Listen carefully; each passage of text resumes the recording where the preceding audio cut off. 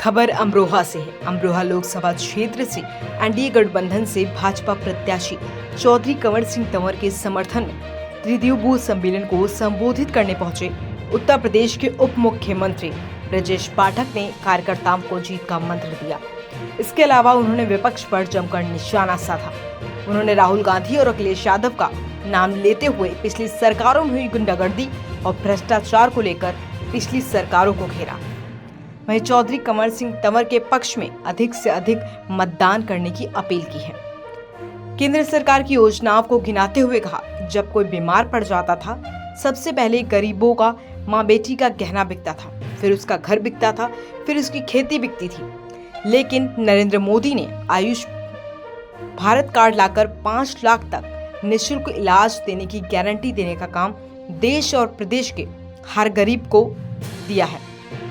आज उत्तर प्रदेश राज्य Ayushman card number 1 पर है। वहीं उत्तर प्रदेश राज्य में 75 जिलों को 4 लाइन से जोड़ा गया है। वहीं 2,72,000 किलोमीटर की पक्की सड़कें बना करके एक कीर्तिमान स्थापित करने का कार्य राज्य की सरकार ने किया है। हमारी सरकार ने उत्तर प्रदेश को चौमुखी विकास की ओर गति देने का काम किया है। वहीं मोदी के नेतृत्व में इसके अलावा उन्होंने पत्रकारों से बात करते हुए कहा कि अमरोहा लोकसभा सीट पर भारतीय जनता पार्टी के लोकप्रिय प्रत्याशी कंवर सिंह तंवर का एक तरफा चुनाव जीत रहे हैं। यहाँ विपक्ष लड़ाई में ही नहीं है। दरअसल जनता ने विपक्ष को नकार दिया है। उनकी नीतियों को, उनके एजेंडों की जनता ने नकार दिया है।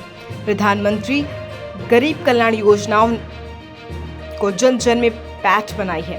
लोगों का भरोसा भारतीय जनता पार्टी के प्रति लगातार बढ़ रहा है। तक का निःशुल्क इलाज की गारंटी पूरे परिवार को देने का काम मानी मोदी। पटरी दुकानदार भाइयों को कौन पूछता था? बगैर ब्याज के उनको ऋण मिल रहा है, लोन मिल रहा है।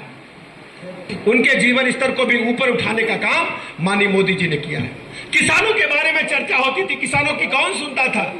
6,000 रुपया किसानों को दिल्ली से मोदी जी बटन दबाते हैं तो देश प्रदेश के हर किसान के खाते में 6,000 रुपया जाने का काम कर रहा है।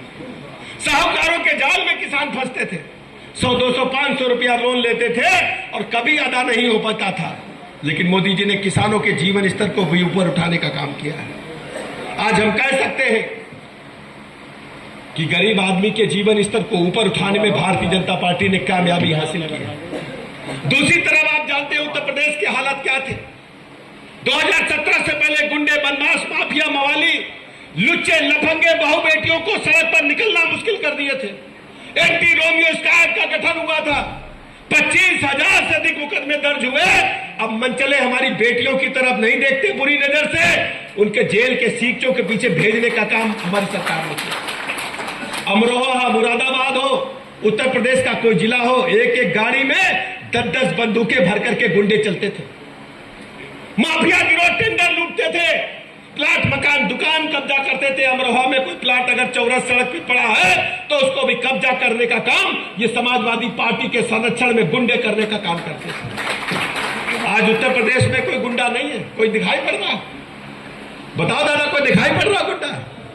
अब जेल जाने को भी तैयार नहीं गुंडे।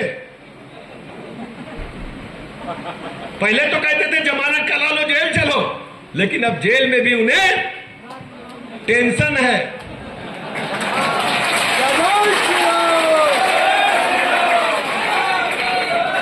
यह है भारतीय जनता पार्टी की सरकार, कानून की सरकार। कानून के राज को मजबूती देने का काम किया है, गरीब को उसका हक दिलाने का काम मोदी जी ने किया है।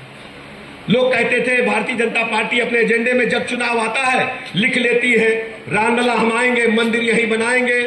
तो पत्रकार मित्र विपक्षी पूछते थे, रामलला हम आएंगे, मंदिर यही बनाएंगे, लेकिन तारीख नहीं बताएंगे।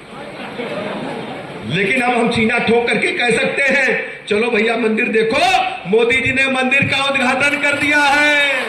प्रभु रामलला आ गए हैं और ऐसा महसूस होता है रामलला आए हैं और अभी हंस देंगे। उनकी आंखों को देखिए किस ढंग से रामलला अयोध्या धाम में आए हैं।